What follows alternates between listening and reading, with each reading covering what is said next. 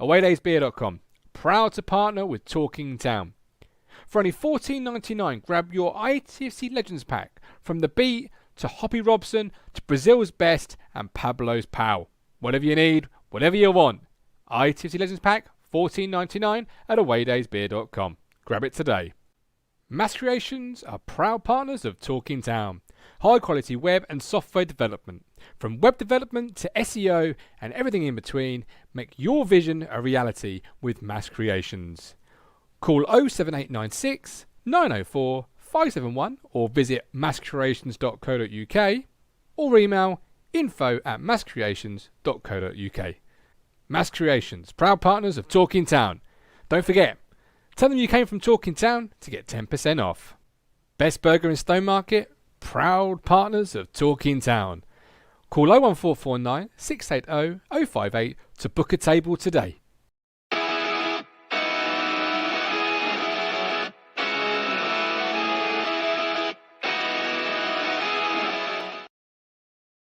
Hello again, my friends, and you are my friends. That's a shorter intro. That caught me out there. And yeah, we're late. I was just picking myself off the floor following last night's absolute horror vision. Forget Eurovision. It was horror vision. No point. Disgraceful. Anyway, it's Sunday. It's 1:40, not 1:30. Welcome into another special with Talking Town. I'm your host, the Governor, and I can see the chat is absolutely buzzing, and we love to see that. We will get some of your comments on the screen as we go. Let's bring in some of my cohorts. First of all, bring in the hard truth boys, Rich and Matt. Welcome in. What's going on with your connection? What's going on with your connection? You just froze. Did I? I was doing this. I was doing this in the green room because we are late. But I was doing my best Thomas Frank from yesterday. Did you see him in that playoff game? He was going like this, I didn't. No, I didn't. No, I was under strict orders that yesterday was a family day. I was not to put football on, discuss football. That was all Scooby-Dooed out. He's all Scooby-Dooed out up the top there. Yeah, we had a Scooby-Doo party here yesterday. It was good fun. Did you know Scooby-Doo launched in 1969? Did he? Loved it. Did you enjoy your pie? Yeah, it's good. Thanks. Yeah, very good. Yeah. We had nice. We hired an ice cream man. He come round. We bought an ice cream for the street. Yeah. Everyone come down. Had an ice cream. It was good. I reckon I'd hate you as a neighbour. The street. One of those, isn't you? You live in your street. Yeah, I was knocking on doors. Can't get an ice cream. Yeah, one of those neighbours, Rich. I'd hate him. I would hate him. It was 50 quid minimum spend, so I had to get my money's worth. Let's bring in our wonderful Mrs. Worldwide, Kate Riley. Kate with fantastic hair. Hello. Yeah, happy birthday in the Phillips household. I'm very envious of the ice cream van. Yeah, love one of them. Yeah, I think it's great that Matt still likes Scooby-Doo, don't you? It's a great show. All right, Puncher, I see you. Do you want to the mix? I've had a bit of self-care this weekend. Look at them slugs. Yeah. Well, you're just jealous. Can I just give a shout out to Graham Brooke? Yes. Yeah. So yeah, he sadly lost his father. And Graham's in hospital at the minute. He's been taken and he had shoulder surgery, didn't he? So all our thoughts are with you, Graham. You're a massive part of the show. So yeah, hope you're all right. Yeah, all the best, Graham. Mm-hmm. Yeah, absolutely, Graham. Thinking of you, man. Kate, how are things in Singapore? Are you still in lockdown? Yep, still lockdown light. Still only 2 allowed out at a time. So it was a relay race today with my 1-year-old, who could go out and who could stay in. Yeah, no swimming lessons. Daycare still open for now. We'll see how long that lasts. Yeah, the only place I could go on a Saturday night was the supermarket last night, and that was it. What a night out! That's when you know you've reached peak adulthood, when you're going to your local. What is it there? Fair price, but they sell Tesco stuff, so we can get stuff from home. Brilliant. Simple pleasures these days. You can have your McVitie digestives or whatever you have in the Riley household. Right. Basically. We have a very special guest this afternoon who wants... I think Crunch should introduce the guest because Crunch is normally on the facts and the figures. Kate has absolutely stitched us free up because literally I woke up this morning at 3:15 to a WhatsApp saying, we've got this guy on. And I'm like, I'm at work. I can't do no research. I'm trying to ring these two. Matt's got his phone turned off. I don't know what Martin was doing. He's got problems with his phone as well, hasn't he? Because you got a new. What have you got? A new mobile? Yeah, no, you phoned. I looked at it as it was ringing. I just don't want to answer it. I'm just like, I'm not answering the phone on a Sunday morning. What's going on? You said So you I didn't turned know it it's me. over. You said you didn't know it's me. I'll let you Yeah. off. I didn't know it was you. You hang So up. yes, Kate's the one who should be introducing. She's done all the groundwork here. Okay, Kate. Yeah, Sorry. so first American to play for Ipswich and first American to play for Arsenal. He was a 17-year-old who was in demand not only from huge colleges in the States with all their first-class facilities, but a man in demand in the UK as well. And he flew over 6,000 miles, ended up in London, signing for Arsenal. It's the one and only Danny Karbassiyoon. Whoa, there we are. Danny, welcome in. Hi, Danny. Everybody. Thank you all for having me. How are y'all? We're good, thanks. Very well, thank you. I've got a question. I've got just a quick question for the Gov. So, Danny, the Gov isn't very good at pronouncing names, so he might have a little bit of problems this afternoon with your surname. No, that's totally fine. That's totally fine. Danny's fine. Danny Karbassiyoon. I felt brave. I felt brave for a moment, and then I bottled it. Let's first address the plant envy you've already created on this podcast, because behind you is 3 wonderful plant pots. Kate, just tell the audience at home what it is you did before we went live. No, I just got up and rearranged my setting because I was like, oh no, I can't be trumped by the guests. No offense, Danny. So lovely. Where are you, Danny? Which part of the world do you now reside in? I am in London now, so I'm close to you guys, somewhat close to you guys again. But yeah, I've moved back to London about 6 years ago now, so I've been here since. Yeah, as Mike D says, our manager is Lee Cook, according to me. It's Paul Cook, but I constantly say Lee. I've got to be honest. I'm not great. Matt, you missed out, Matt, because Danny asked me if I was born the Cruncher. I said it's not on my birth certificate, not I'm aware of. Did you ever have very disappointed to hear this? He was. Did you ever have a nickname in the dressing room, Danny? People used to call me K-Bass. Ian Westlake, funny enough, used to call me Septic.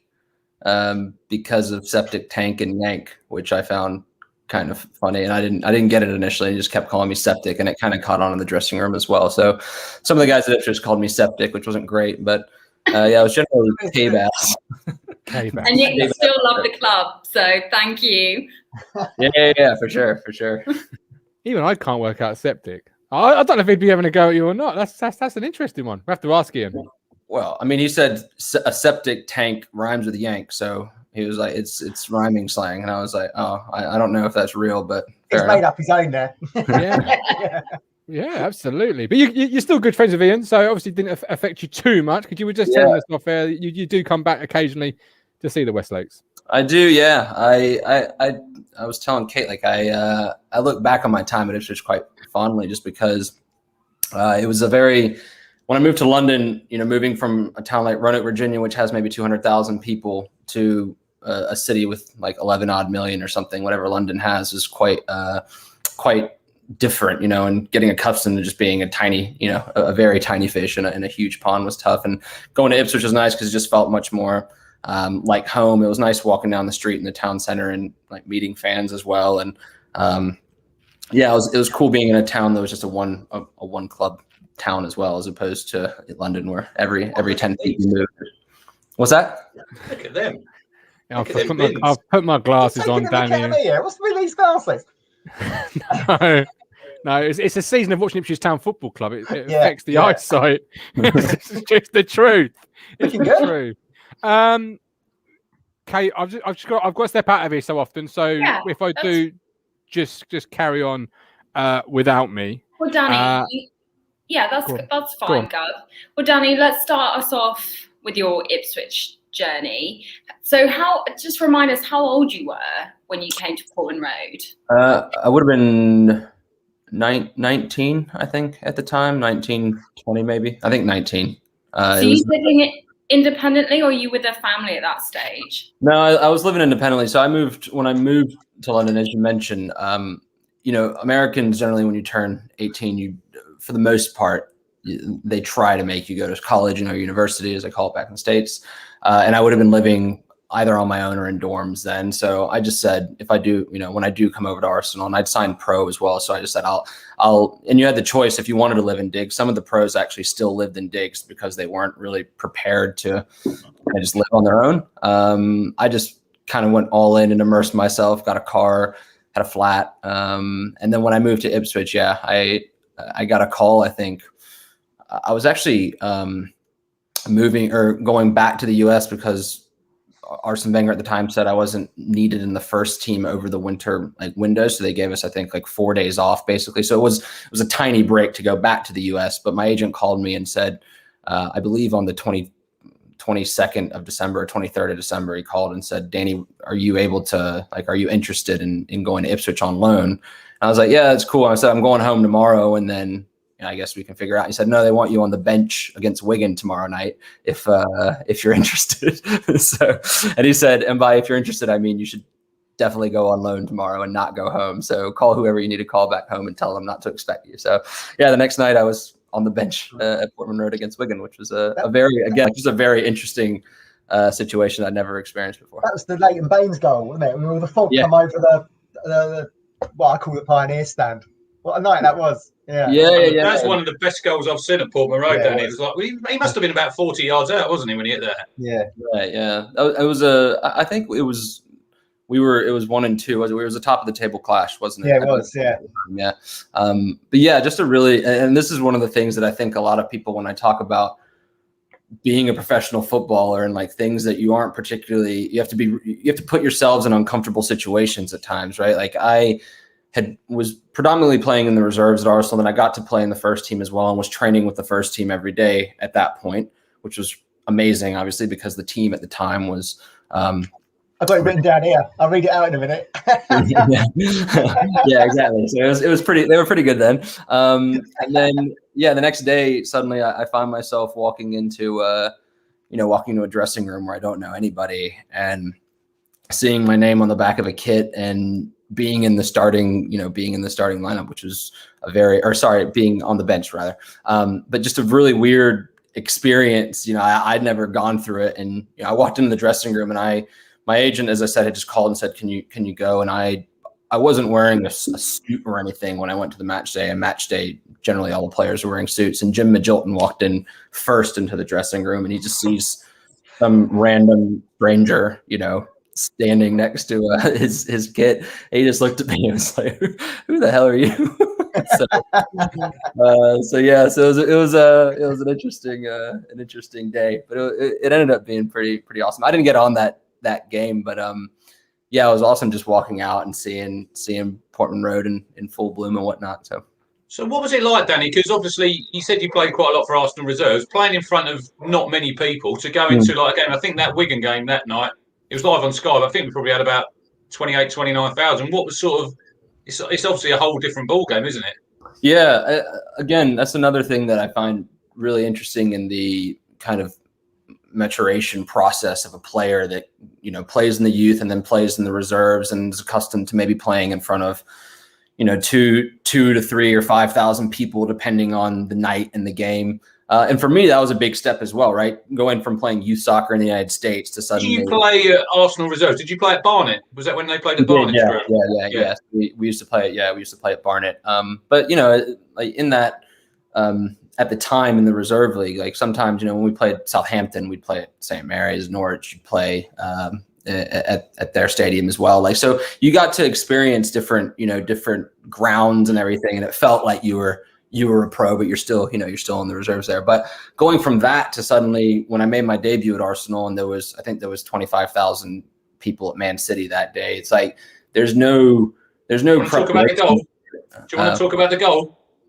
My cross? No, I'm just kidding. Great goal. I watched it this morning. Finished. Have you seen it, Matt?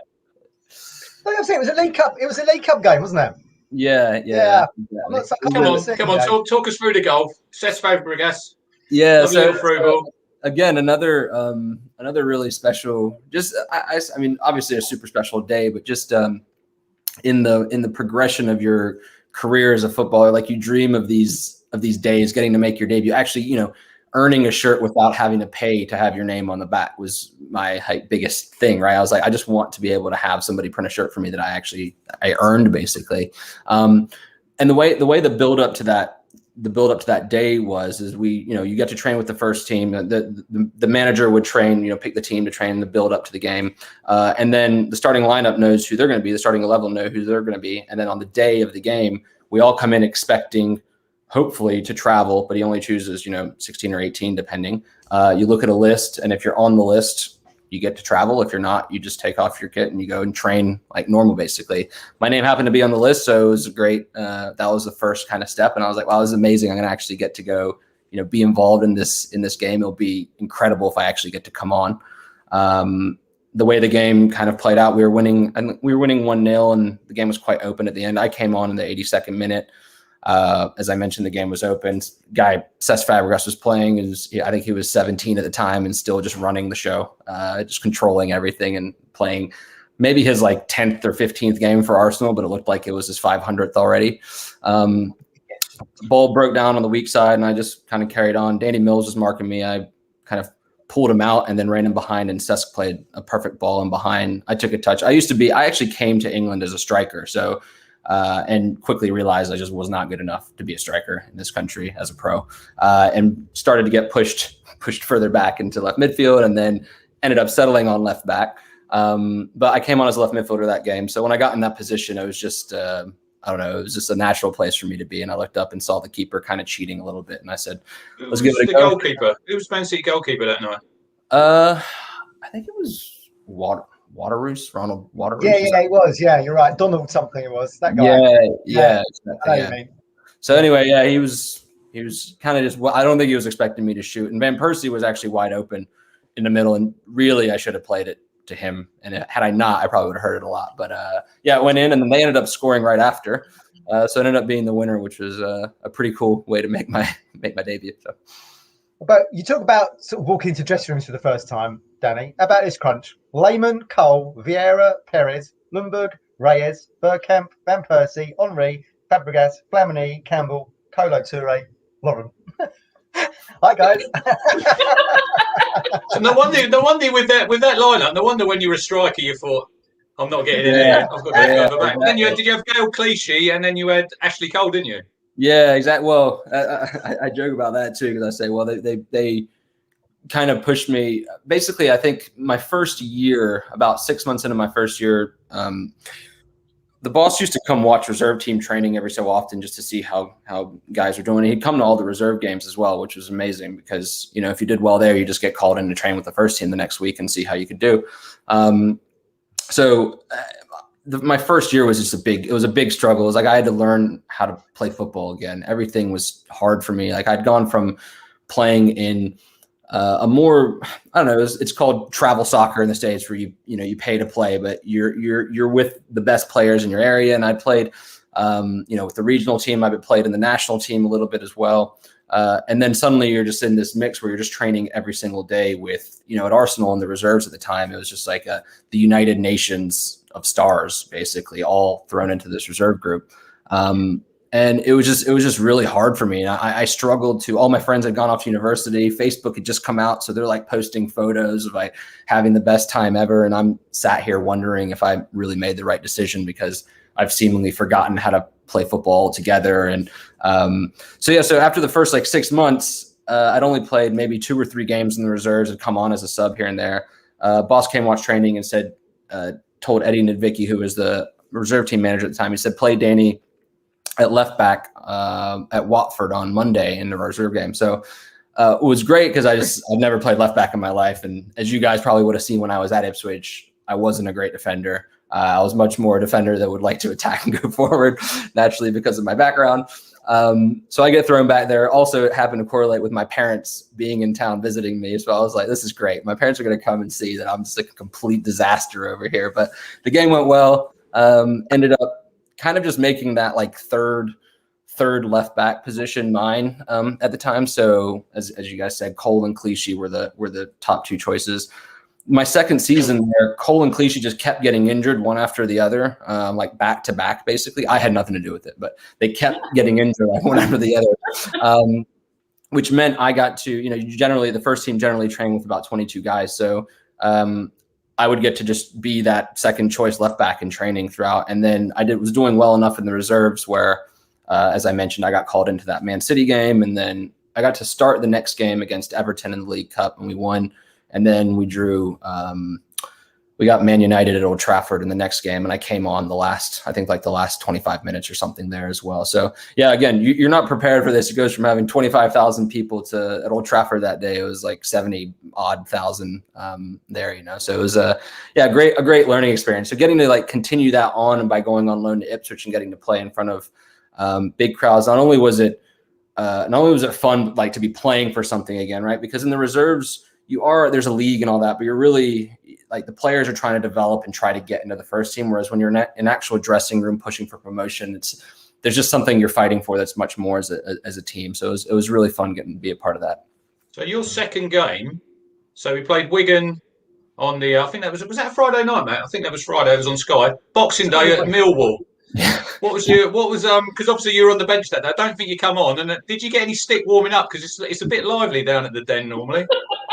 Yeah, I did.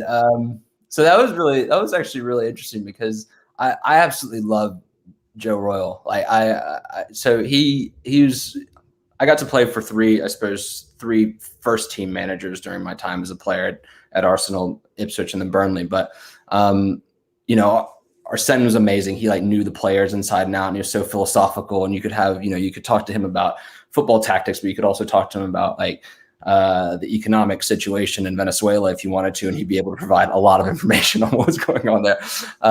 Joe was such a good just man manager in terms of understanding that I was an American kid 6,000 miles away from home that was planning on going to the United States 2 days prior.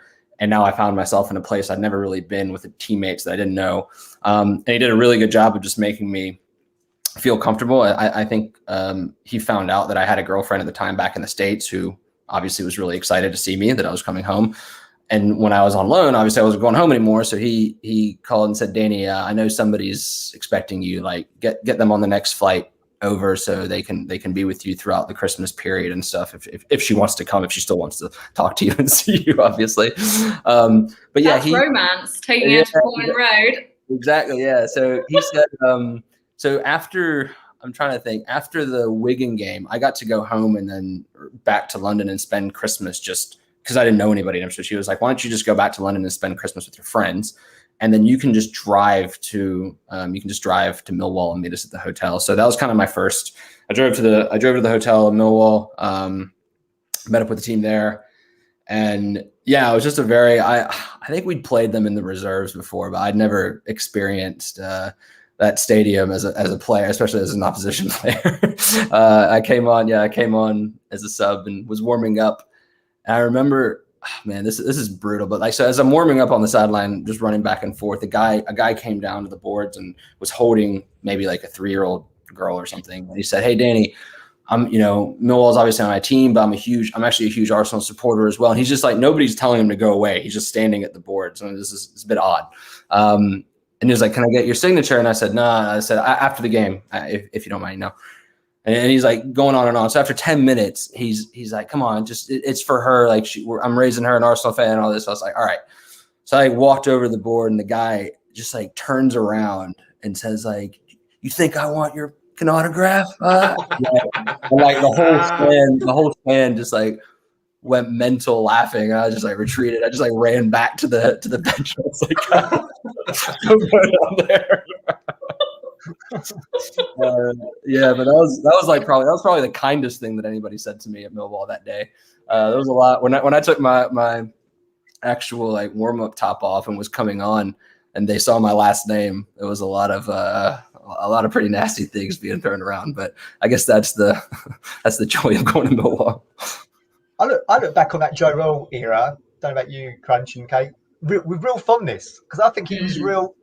Because do you remember the Gillingham guy? I think it was Gillingham before he became manager. There was a lot of people not wanting him as the manager, but I always thought he'd be perfect for us. And I think he had a great character, like you say. Everyone kind of referred to him as Uncle Joe, didn't they, Danny, and that kind of thing? Because he had that kind of, he was like that father figure to a lot of people. Yeah. I mean, and even As I said, like he was, he was firm when he needed to be firm, obviously. And it wasn't just, he's the nice guy by any means. But we ended up, as you guys would know, we ended up signing David Unsworth, and he came in the middle of my loan and basically ended up taking that left back spot and making it his, obviously. Scored on his debut, didn't he, Danny, at Sheffield United? Away I was there. Yeah, exactly. And it was awesome having him as the guy, I would say, in front of me in terms of having a guy that was so experienced and I could lean back on him and ask him questions. But also the point of my loan was to be playing and getting first team experience. So I was at a bit of a crossroads where I had to decide what I wanted to do. So I went and spoke to him,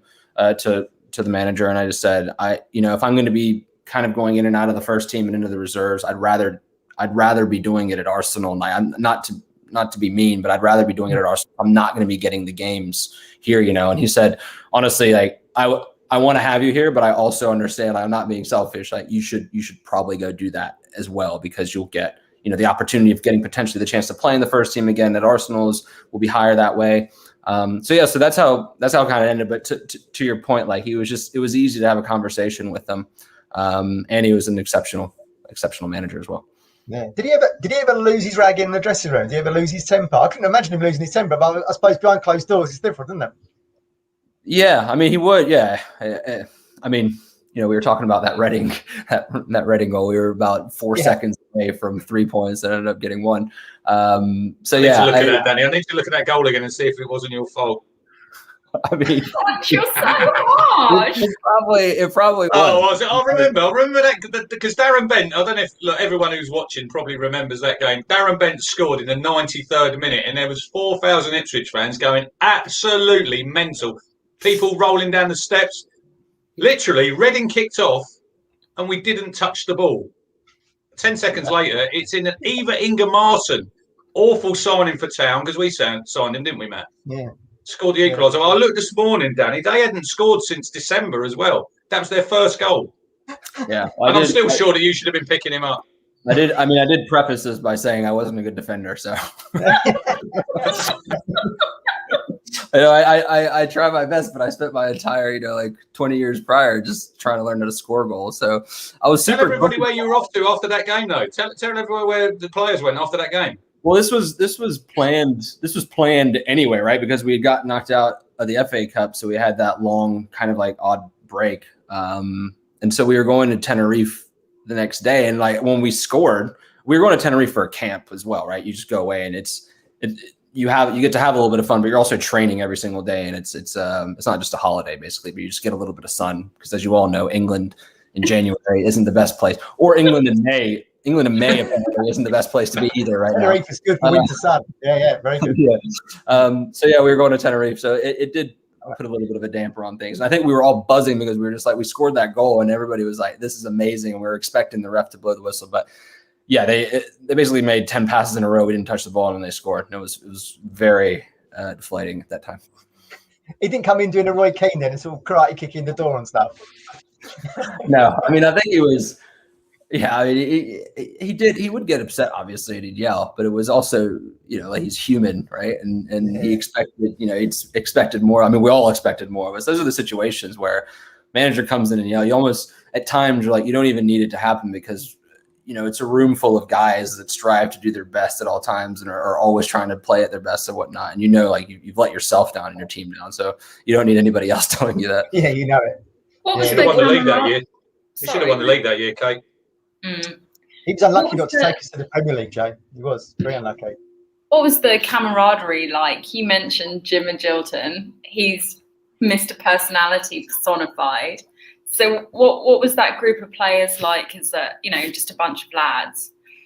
Yeah, it was a really, in my opinion, a really special group. Going, as I mentioned, this idea of being in the reserves where everybody's kind of, 17 to 21. So the entire team is in your age group. So you have more in common with people. And then when you start to get yourself into the first team, there'll be, I don't want to say there's cliques, but there'll be the guys that, that are breaking into the first team that might be 17 to 21. And then there's kind of the guys that are between 24 and 27. And then there'll be the guys that maybe played in the Premier League for a while and are finishing their careers, or guys that have been to the club for a while and they're a bit older, they have kids and family and all that. This group, I found myself with with like Benty, with Westy, with Dean Bowditch as well, and Matt Richards. Like that was our kind of group, but it seamlessly plugged into everything. Like when we went to Tenerife, it was kind of the first time that I got to hang out with the guys in a social, setting and hang out more than just go to the training ground and go back to the hotel I was staying in.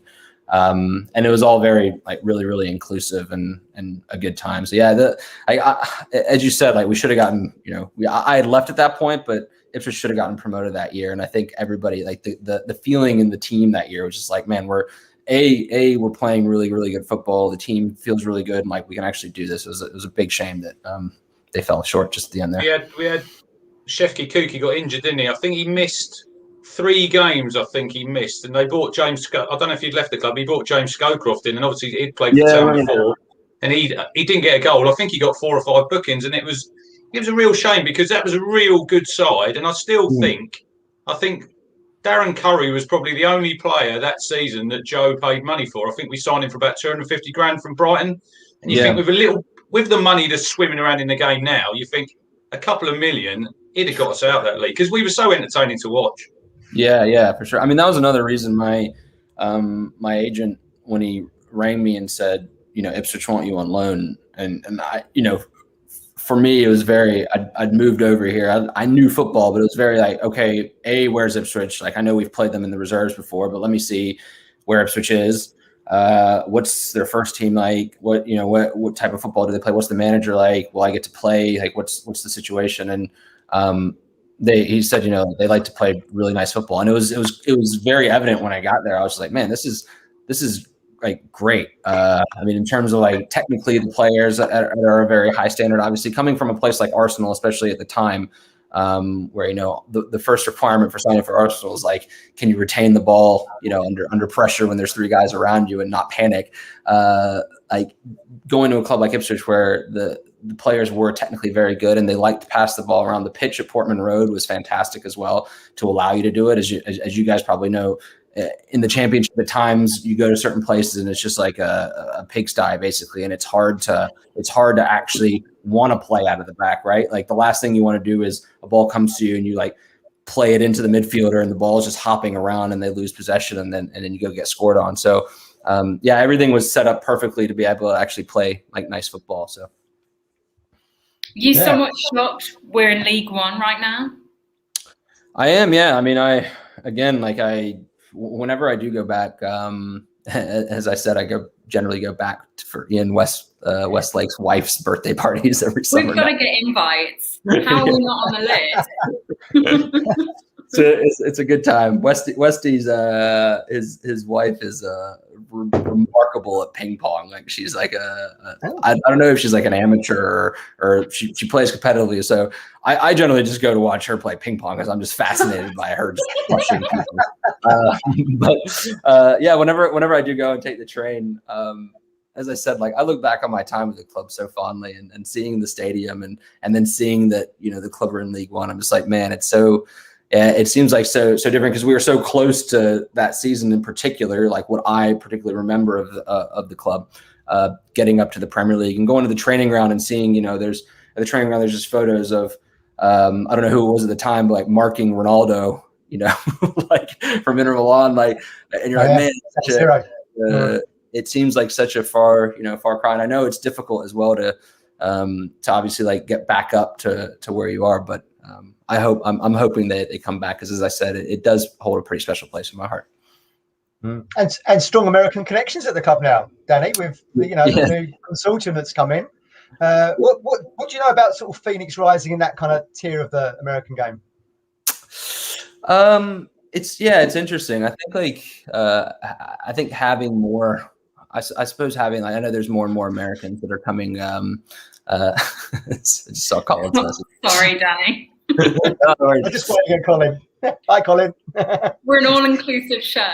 I think it's interesting having like there's more and more obviously Americans coming in at different levels of the game in England now, which is interesting. Clearly in the US, MLS is obviously the top tier, and it's getting into it is pretty difficult now. It's a very high, there's a high price tag on actually buying a club. The hoops that you have to jump through in order to become an owner are not easy, obviously. Whereas here, and then also when you're there's no promotion, there's no relegation. You kind of just have the club, and then depending on what happens, if they decide to add more clubs to MLS, you might get taken into account. Whereas I think a lot of Americans are starting to see how exciting it is getting into something and then putting money behind it and building the project and growing it. And the same thing's happening at Burnley now as well. And I follow the owners on LinkedIn, and it's neat. And again, I guess time will tell whether or not how they do and how genuine they are and everything. But it's interesting seeing how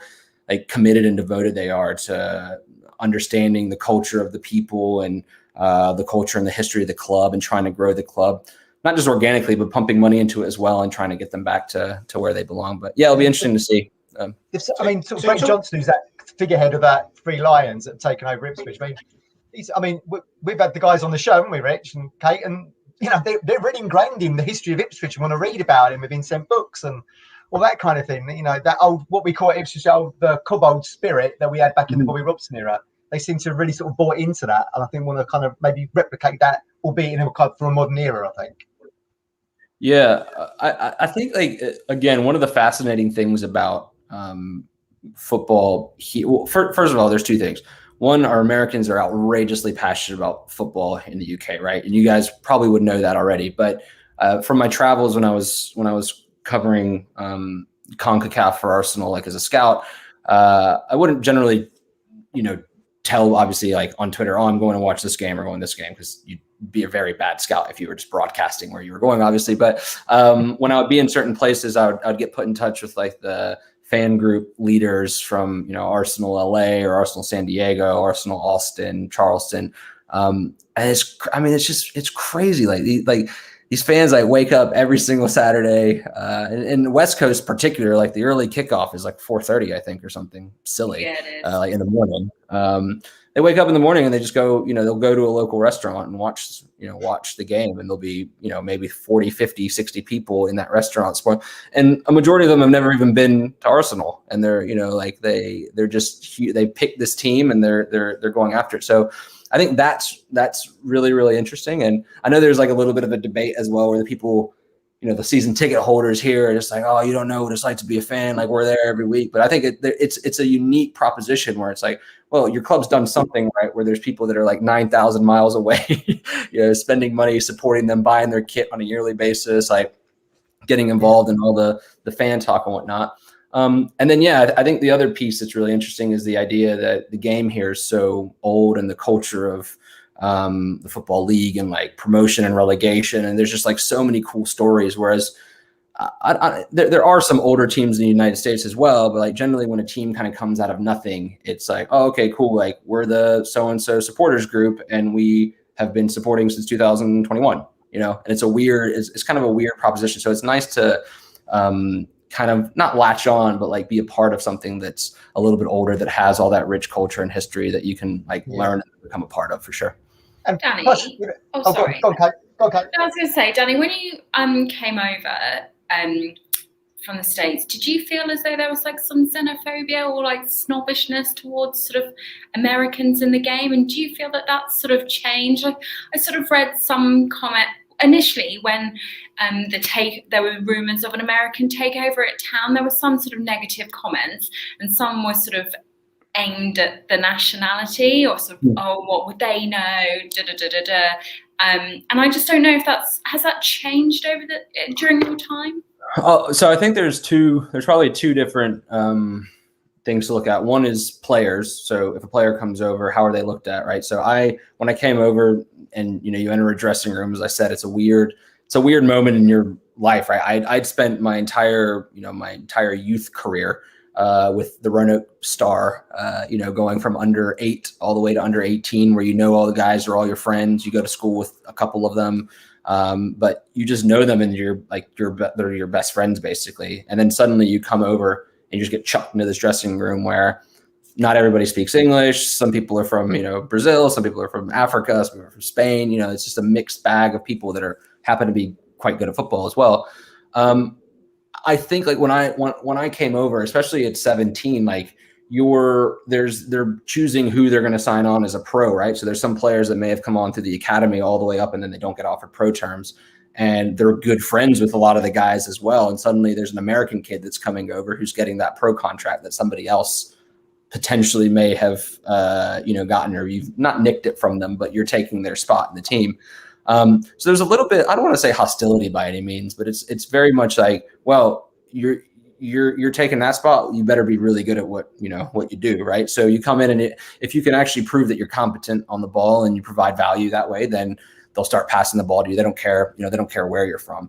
I think on the ownership side, I just think sport in the US is so different than sport in Europe and in England in particular, that makes it just makes it, it's just very different. Right. And so when people say they don't know what they're doing, I think a lot of the people that are in the position to be able to buy a club are probably pretty intelligent people, and they'll do their best to learn how things work and whatnot. It's the same when managers go from, Europe and then go to MLS and are faced with their first transfer window. And, somebody in the front office will say like, well, we have designated players, we have real allocation, there's a draft, there's all this. And you're like, this is a completely different system. I had no, like, can I sign that player? Like, we have the money. And they're like, well, no, there's somebody put a discovery on him 2 years ago, so we're not allowed to sign him because of that. So I think it's just understanding how things work, and then also not just treating it as an investment or a business, which I think a lot of owners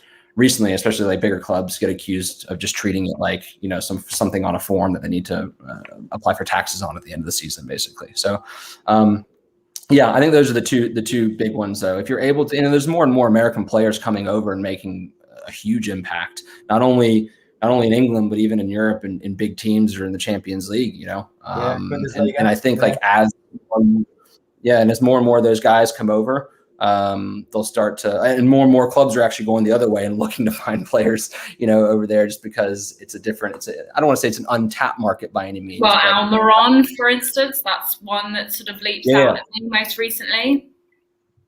Yeah, exactly. Almiron's done well. I mean, Alphonso Davies as well. I know he came out of Canada, but for a Canadian boy to go to Bayern Munich, win the Champions League, like be playing regularly for one of the best teams in the world is pretty, is pretty amazing. Well, refugee to playing in the Premier League, that's absolutely crazy, his story. Yeah, exactly. So I think, that side of the thing I think will take care of itself. As I mentioned, like football, even if you don't speak the language, if you're good, people will still know you're good and give you the ball and respect you. The ownership side, though, I think, I think they probably have more friction in terms of proving that they understand the game and proving that they want to improve the club and move the club in the right direction, as opposed to just like, oh, here come a bunch of Americans, like we're going to save the club. Yeah, that Daryl DK at Barnsley Crunch, the striker they got from Orlando City, he's been kind of in top six, isn't he? Yeah, exactly. I mean, Danny, what I'm interested in, because I'm a huge baseball fan, Cubs, Chicago Cubs, and Martin loves Chicago Bears. So, we're staying up through the night watching those games. But how do you, as kids coming through the education system, get playing soccer? Because I've always imagined to myself that you'd be pushed to play baseball, American football first, or hockey. Yeah, so I did. I see George says he loves American food. That's good to hear. What are you cooking later for us? Yeah, so my parents, my mom is from Naples, Italy, and my dad's from Abadan, Iran. So I happen just to have football kind of in my family. I mean, my dad was still playing like in the in the under 30 league, under 40 league, and then the under 50s, where it was just kind of a mixed bag. And he still like loves what he watches every single Arsenal game still, and so I was kind of not pushed to go that way, but I just went and watched my dad play football and said, I want to do what he's doing. I did play. I mean, I played baseball. I played basketball. I wrestled in high school and middle school as well. If you want a good workout, wrestle. That's ridiculous. Yeah. So 6 minutes of just exerting your entire body is way harder than 90 minutes on a pitch. I'll tell you that. That's proper wrestling, Danny. That's proper. With me and Matt are big wrestling fans, but the American one where they're all scripted, not the college one. A lot of collegiate wrestlers go into MMA now, like UFC, Ben Askren being one. Yeah, exactly. Well, that's how I kind of got into it. And American football and football are played in the same season in the U.S. generally, like when you're getting into like the recreational stuff. So you kind of just choose one or the other. That's just rugby. That's just rugby with shoulder pads on, Danny. Not proper. They're not proper. That's not proper sport. Come on. Get me back in. Martin, I'm winding him up. What was we talked about Joe Royle earlier, Danny. What was Wenger like? Because obviously he's like an icon in the game, isn't he? Me and Rich have always thought maybe he should have been England manager. Before Southgate got so Danny was on about earlier, wasn't he? About like he could talk about anything. They called him the professor, didn't they? When he come to Arsenal, I remember that first press conference when he came in, and everyone was like, "Who's this guy?" Yeah, with his glasses on. I think. Again, I think he's always, I sort of got to play with him or play under him as a player initially, and then as a scout, I got to work for him, and the relationships obviously different then, right? So you go from just looking at him and he says, "Pass the ball here," whatever, you just do whatever he's saying because you're soaking it up like a sponge, especially at the time. To as a scout, you're not working directly under him because Steve Rowley was the chief scout and he was shooting, scouts around the world and whatnot. But whenever I did come back, I'll say like it was an interesting situation. Like when I first started to come back to the UK and I'd be in Steve Rowley's office, Wenger would always walk into Steve's office in the morning at like 10:30 and have a 30-minute chat with him to ask him, what players he watched the night before, where the scouts were going at the weekend and all this. And generally, whenever I was in the room, initially, Steve would always just say, "Hey," like the boss would come and say, "Oh, hey, Danny, nice to see you." And then Steve would say, "Oh, Danny, like I think you were going to get us coffees, right?" As like a sign just to like leave the room. Basically, I was far too junior to be sat in there. And then I think 4 years in after we had signed Gideon Zalalem, like I recommended Gideon, and then we'd also signed Joel Campbell, who I'd recommended. I was sat in the room again, and the boss came in and saw me. He goes, "Oh, hey, Danny," and he closed the door, which indicated again, like Steve told me afterwards. He's like, "Oh, he closed the door, which means he's fine. Like you're okay to be in the room, You're in the circle now." Yeah, exactly. So, but hearing him just like talk about players and. I don't like tactics as well, but just the game in general. Like, like you see him on television giving press conferences, for example. And I don't want to say they're canned responses, but he has to play a certain game with the press and what he's saying. He can't give away too much all the time, obviously. But then sitting there, hearing him talk about, I think the night before we'd played and Van Persie had scored an amazing goal. And he looked at me and was like, "Robin's left foot is just fantastic, isn't it?" And like hearing like a manager say that in just like pure honesty and like in raw, it's just like, yeah, it is a very good left foot. He's a very good player. I also happened to be in the room when we beat Bayern Munich in the Champions League. And the next day I just happened to be there as well. And he came in, closed the door, said, "Oh, Danny, nice to see you. Were you at the game last night?" I said, "Yeah." He said, "What'd you think?" And again, like it's a cool place to be where Arsene Wenger is asking you, what were your thoughts on our Champions League win against Bayern Munich last night, which was like one of the best results we'd had in quite a while. And I actually asked him that day, I timed it perfectly, to write the foreword of my book. So I told Steve Rowley, I said, "Steve, do you think the boss would be interested in writing it? Or would it be awkward if I asked?" He said, "No, you should ask him." So he was like walking out and Steve was like, "Oh, hey boss, Danny wanted to ask you a question." So I asked him, and I said, "Would you write the foreword of my book?" And he was like, "Well, let me ask you this: is it a good book?" And I said, "I think it's all right. Like I wrote it." And he said, "Yeah, sure, I'll do it for sure." So, is the book still available? Give it a plug, Danny. Is the book still available? Can you get it on Amazon and stuff? It's available in the US. Unfortunately, the publisher here didn't get it on the Kindle, Amazon Kindle, Danny. I looked small. Yeah, it is. You can get it on the Kindle. It is on the Kindle. Yeah, exactly. Yeah. Oh, sweet.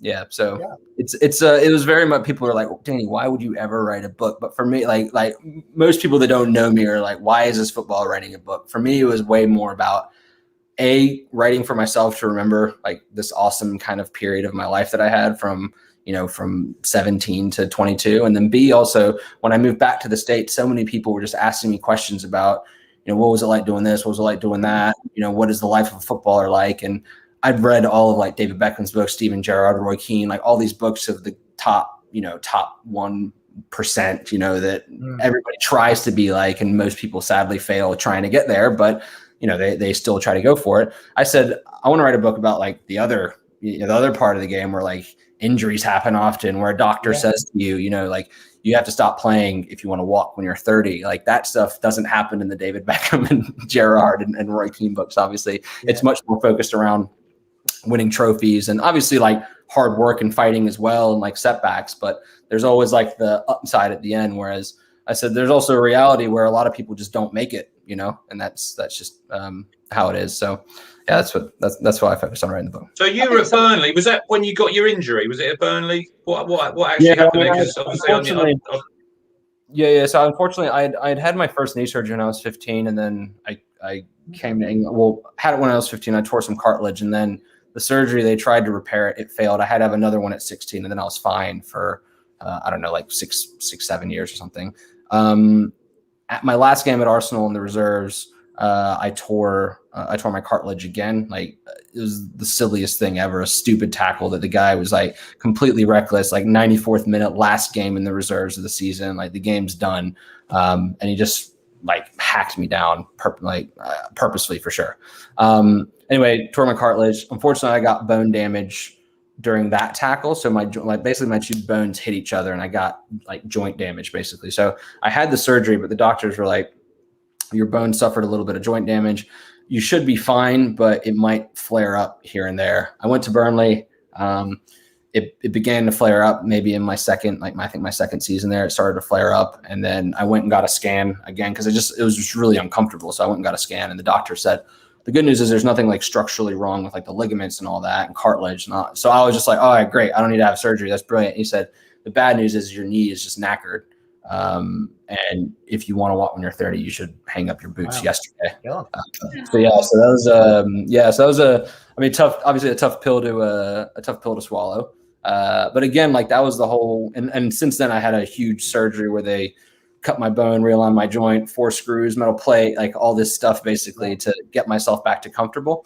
But again, like that was one of the reasons I was just like, this is the stuff that, most fans just hear, oh, so-and-so's not at our team anymore. And it's like on to the next one basically. And it's like life goes on for the other people as well. And this is how, this is just what it's like basically. So.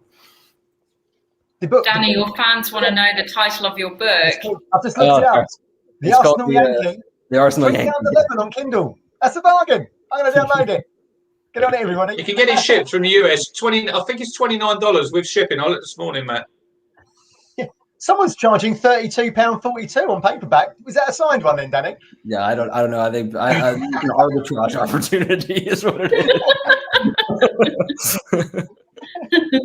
Who was your manager at Burnley when you were there? Was it Owen Coyle? No, it's just before Steve Cotterill was the manager. Cotterill, yeah. Oh, Steve Cotterill. He's been poorly this year, hasn't he, with COVID and everything, in and out of hospital. I think he's okay now. Yeah. He always had a reputation, Danny, as being quite a tough nut behind the scenes, wasn't it? Is that what he was like? Yeah, he was.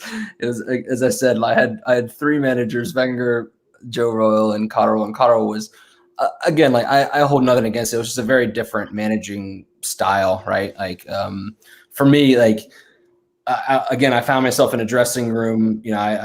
I'd gotten comfortable in London, gotten comfortable in Ipswich, and then now this new stage in my career, I'm leaving like the South behind and moving to Burnley. I'd never been there, again, getting on Google Maps and being like, where is Burnley? It's grim up north. I've been to Burnley. I wouldn't want to live there. It was it was very, very different. I think like, we had like guys like Frank Sinclair in our team. Guys have been around for a while, played at a very high level for a long time. Yeah.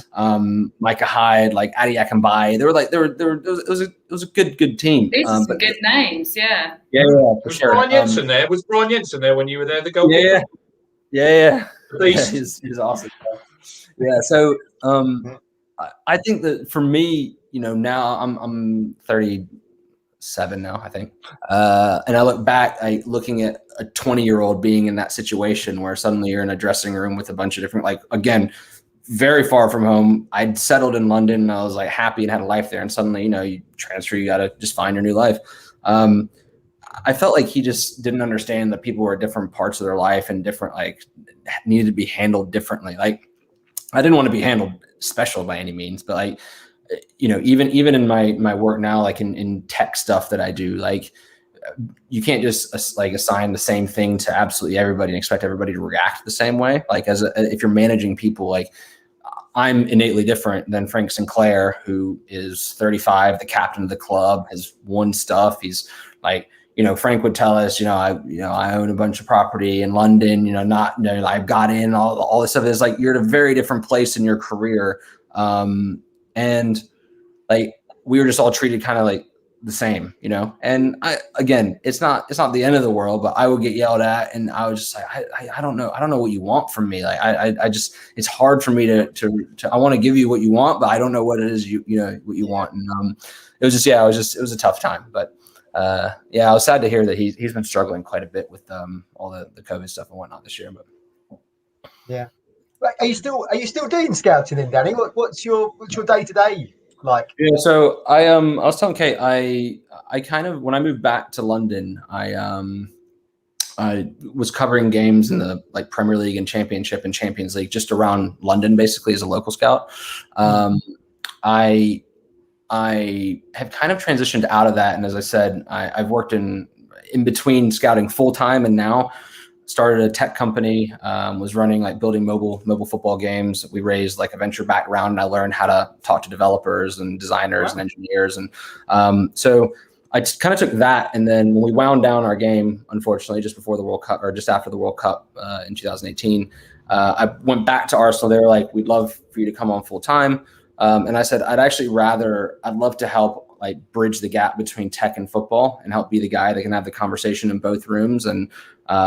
And that's, since then, it's become pretty interesting. Like, where I'm the guy that says, okay, what do you guys need? And then I'll go to the engineers and say, these are the specs that we need to build, and test everything and then launch it. So I'm working quite close with, like, both the recruitment and the coaching side as well at the club now, building like tools. Where do you see Arsenal going, Danny? Because obviously when you were there, you had the Invincibles, and since sort of Arsenal's left, since they left Highbury, I remember when the Emirates was being built, and they said they're building that stadium because they wanted to be like in Europe, winning the Champions League, and it's not really, fantastic stadium, don't get me wrong, but I remember Highbury going there, and that was, you obviously played there, you go there, the pitch was tight, you play under lights, and it was a real big advantage for them. And they've gone to the Emirates now. Look, fantastic stadium. Probably it's up there with one of the best stadiums in the world. But on the pitch, it's not really worked out, has it? They're 8th, 9th in the league? And you think they've spent quite a lot of money, but you've been left like Man City now. You've got Chelsea, you've got Liverpool. It's so hard now, isn't it? Hang on, Dan, are you allowed to answer this? I'll gloss. Obviously, I'll gloss. I will say, I think the Premier League in general has become remarkably more competitive with all the money that's kind of come into it, right? And I mean that also partnered with the fact that we had an incredible manager at the club for over 2 decades, and there's always going to be like the change. There's always going to be that period where fans don't want to have to deal with it, obviously, and it's tough to have to deal with, especially when you're accustomed to, like, really great things. But that transition was always, I think, is always going to be tough, regardless of if it's football or a tech company trying to transition out of things and get something new going. So, yeah, I think that, coupled with the idea that there's so much money now, and every single game in the Premier League is hard. Like it's just and teams that there's no. I remember we used to talk about just the top 4. Now finishing the top 4 is very, very tough. And then you look at the teams that are in 5, 6, 7. And you're like, man, those guys could have potentially won the league this year as well. Like if the season goes a different way, like you wouldn't be surprised if they were at the top. So I think it's just a combination of things. But I definitely see us getting back to where we belong. Look at Wenger. For me, he's got to be him with Alex Ferguson. They've got to be two. I know Pep's great, isn't he? But Pep's put Pep at a Harrogate or a Wigan. Great coach, but he's got, when he wants to buy a player, he just goes and spends 70 million on a right back. But you think Wenger, when he came in, look how he changed Arsenal. The way, obviously, I don't know if you remember, they had the Tuesday club there, Matt, when I read Ray Parlour's book. They'd all go down the pub on a Tuesday. Yeah. You've obviously played with Ray, and he came in and changed all that culture. I think he even stopped him having tomato ketchup in the canteen. Yeah, I think. I mean, despite I don't want to age myself, but despite it feels still like yesterday at times that I was there. But even the game has changed so much since I played. Like the amount of there's players that run around the Premier League wearing GPS units on them, tracking their every single move. Right, that wasn't before. It was cameras in the stadium kind of tracking certain things and helping you determine like what happened in the match. Now you just can't hide, right? And there's data just absolutely everywhere in the world. Scouting's changed because of it. It's just a completely different ballgame. It's quite tough to find. You look back at some of the signings that the boss made during his time, especially like some of the really cheap ones and guys that sign for $1 million, sell for 20 million. Like I think it's hard. That's really hard to do now, just because of how open the world. You think Henry, 14 million, he signed Thierry Henry from Juventus. Yeah, 14 million. What would he be worth nowadays? Yeah, exactly. Crazy. He didn't have a great first season at Arsenal either, and everyone was like, "What's this guy like?" Yeah, exactly. Second season before he actually got flying. Yeah. Well, never mind how much would it cost. I always laugh. I was like, what would these guys have been paid now that the salaries are so ridiculous? Yeah. It's interesting you mentioned. I want to know who we should be. So I don't know, Danny, if you know all the comings and goings at Portman Road, but basically our manager has just got rid of everyone. And so whilst that has scared some of the fans, some of them like us are like, okay, yep, bring it on. Like, we like the vision. So who's going to cut it for us in League One? Who's going to get us out of League One into the Championship then? Who should we be signing? Man, I wish I knew. I couldn't say anything that's actually meaningful, unfortunately. It was worth asking. I know. Would players though, Danny, would players like, because we've got a little bit of money behind us now, and we're looking to win the league, as Brett Johnson said on Taylor's podcast the other night, would you, as like say like a mid-tier championship player, would you drop down into League One if you was getting paid like the same salary or near enough the same salary, guaranteed games, 30 plus games? I think so. Yeah, you'd have to look at also. I know at times footballers may not have the best. People are like they're mercenaries; they go wherever the money is. But there's also an element of like, okay, if I am going to drop down, for example, out of the championship because I might not be getting the number of games that I'd like here, and I might take a little bit of a pay cut. But I'm looking at the club saying like, what are they building? Like, what are they building there? Are we moving in the right direction? Like, what is understand what the ownership actually wants to do and just get behind the project basically. So I think I imagine players will be happy. There's always the players that are in a certain league that might be in the championship that are really Premier League players. They just got relegated and they're kind of in the league now and they've been there for 1 or 2 years and they're waiting either for the contract to end or to get promoted again, or somebody comes in and pays a transfer fee. And there's also the guys that are probably stretching themselves playing in the championship that might be better suited and be really good in League One, for example. And I guess it's just finding a nice combination of all those guys that can work together and get us back up. Is it difficult, do you think, to get a combination of players? Because if we're going to have like an overhaul of the squad and people are talking maybe 10, 11 players, maybe even a dozen players come in, is it difficult to be able to unite everyone over a summer that Paul Cook's going to have to do in order to be ready? It's not easy. With that said, I think the year I signed for Burnley, I was the eighth player to join the team. Like we only had 8 players. It was like a huge overhaul season where, which was one of the reasons I was pretty excited about going up there. I was just like, I'm going to get to play. Unfortunately, I got injured basically right when I got there, which wasn't great. Some really random hip injury, which kind of forced Steve Cotterell's hand. He ended up signing John Harley, and then I was again behind another really good left back. So, but that's just how football works. But yeah, I think it's hard. It's hard when you're just rebuilding a team from nothing. But if you get if you're doing the right due diligence and you're signing the right guys and trying to understand what they're like, then I think anything's possible for sure. Like the group that we brought into Burnley, I know we didn't have a great first season when I was there, but the team itself was actually quite close knit. You start to get guys like again, Adi Akinbaye was there, Gifton Noel Williams was there, a couple other guys that had played at Stoke. So like they'd all been at Stoke and they all came down, or I guess up to Burnley. So it was like they knew each other. It wasn't just bringing a bunch of randoms into a room and saying like, have at it, basically. So it was always like somebody knew somebody from some place and had played with each other at some point. So, but I think there'll be a lot of teams like us, Max. I was looking yesterday, I was watching the Sunderland game. They've got 16 players out of contract, Danny, and you think next season there's a lot of ex-Premier League teams in League One. We've got ourselves, you've got Portsmouth, Sunderland, Charlton. It's going to be so hard. Wigan are another team who are in the Premier League. They've got a bit of money behind them now, so it's going to be a real fight to get out of this league. Yeah. Well, I mean, again, this is going back to the question about like why Americans are interested in this space. Is like that competition. There's so much that it's hyper competitive, isn't it? And there's a huge reward at the end if what you do and the money that you're using and the strategy that you're using does pay off. Like there's a huge reward at the end. Whereas again, in the States, like you're kind of limited as to how the league structure is set up and how it works. You can have the best season ever, but you might just stay in the league that you're in for another 4 or 5 years, unless the team gets a bid to go into MLS, for example. So I think that's what excites the Americans as well. And I'm imagining that the owners will be buzzing about that to say like, this is a blank slate that we can really go after. But they're obviously came in. They've got bigger ambitions to be in League One, and I think they'll do whatever it takes to get out of this league. I really do, because obviously where the money is, it's going to be they want to make it to the Championship, and then eventually we want to get back to the Premier League. For sure.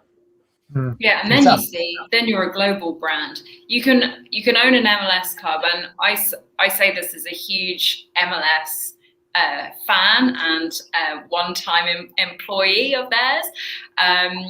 But you're not necessarily going to be a global brand if you own an MLS franchise. But the potential of Ipswich and then getting in the Premier League, then that's ridiculous. Yeah.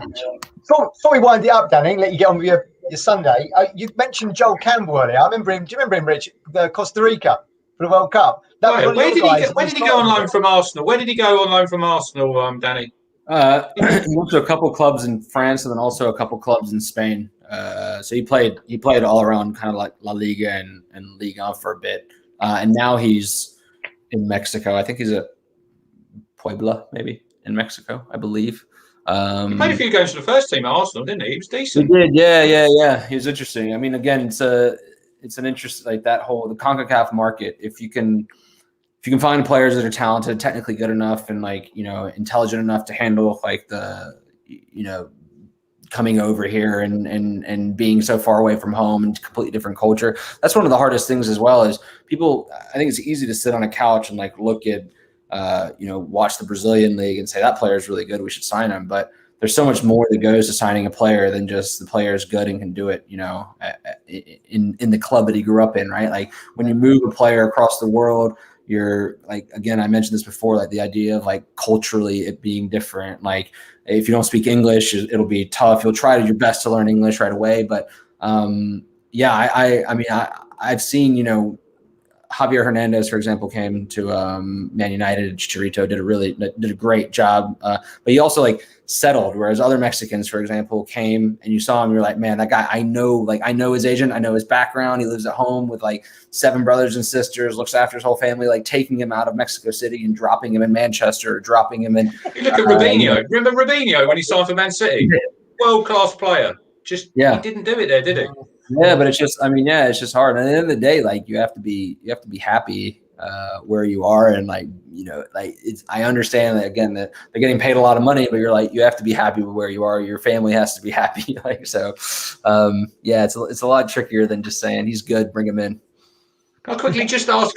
You said when you signed for Arsenal, you started driving. How did you find driving over here than driving over in the States? Because you said you were driving around London. That must be a nightmare. Yeah, disaster. I like the player liaison at Arsenal called me and said, Danny, your car's ready so we can go pick it up. And I was like, oh, What did you sweet. get? What did you get? What sort of car? My first car was a Ford Fiesta, 1.4 liter Z-Tech, gorgeous, navy blue. What were you driving in the States? Some big truck? No, like my brother's hand-me-down Subaru or something. So yeah, so I moved over here. Paul calls me and says your car's ready, so I'm buzzing. Get in the car with him. We drive to like the dealership, or I guess like the garage, basically. There's not real huge dealerships, I guess, in this country or in London specifically. But I drive to the garage where the car is. I'm like, great, and I was like, so like, who's bringing it back to Enfield? He was like, what do you mean you are? Like, I was like, what do you mean I am? Like, we're in the middle of London. Like, how am I meant to? He's like, just that was follow before me. you had sat navs. All cars now got built-in sat navs, so you're all right, aren't you? But back then, yeah, exactly. There's A to Z was out. yeah, I was lucky to have a TV player. Yeah, so I'm like, yeah, exactly. I had one of those in the back of my car actually. Yeah, so thankfully I'd learned how to. My parents had forced me to learn how to drive a stick when I was a kid, like when I was learning how to drive in the U.S. So I got over here. I was like, okay, I've got a manual, fair enough, but I never, like shifted with my left hand and like, done all that. So yeah, I ran into the curb like 3 times on the way home, which was a disaster because it's hard to. This is the difficulty of driving in this country is like when you're on the other side of the steering wheel. It's hard to know your distances, like how close you are to different things. You start hugging, you're hugging the middle of the lane and whatnot. So I'm a bit better now. I don't. My girlfriend has a car, but I'm pretty close to drive. You're right. When you drive around Ipswich, Kate, all you had to worry about was tractors and horses. Tractors and horses. I bet you still tell yourself the driver is in the middle. That's what I have. Because I've gone from obviously driving in England to the States, and obviously now here in Singapore we drive how the Brits drive, and I always have to say I'm in the middle. I'm in the middle. So I'm sure you're the same. Yeah. So yeah, that was it was an interesting experience. I've never driven abroad. I've done.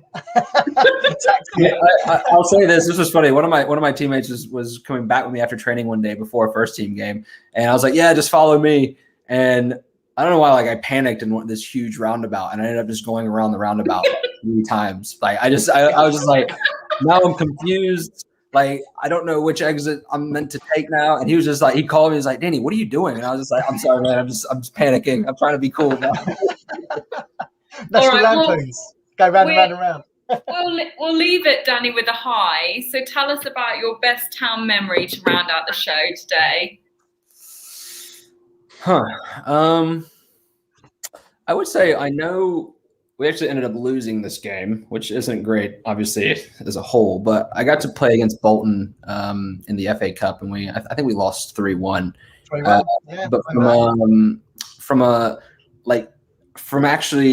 from my own perspective, getting to play in a big game. Again, for me, like the FA Cup was like the only time I ever got to play. I think in the FA Cup, I think that was my only time. It was cool. Like the Bolton at the time were exceptional as well. They had some really great players there. And I ended up winning man of the match that game, despite us losing 3-1, which I guess means something from playing as a left back. But yeah, it was just such a fun game where defensively, everything that I was doing defensively was working, which was great. And then I see a picture of you in that game with Ivan Campo.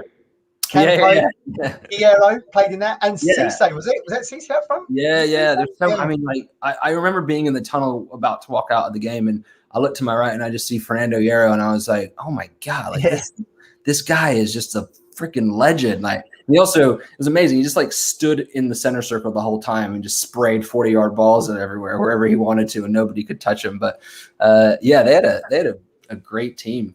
Yeah. As we were coming out of the stadium, Rich, Hierro was walking to the coach, so I got him to sign my program. Him and Campo. Cool. So when was Jokiev? Was Yuri Jokiev? He didn't play in that game, did he? I think that was probably that was when we were in the Premier League, the season we got relegated. I got his autograph at the Reebok. That was one of the worst games I've been to when we lost 4-1, and Freddie Bobic got a hat trick in the first half, and we were relegated. Shocker. Yeah, awful. I think we're there, aren't we? Martin, we're still in the house. What a great show. The fans have loved it. We've loved it. Just thanks for being so honest and open with us. And of course. It's great to have you on. Awesome. Thank you all for having me. Appreciate it. Yeah.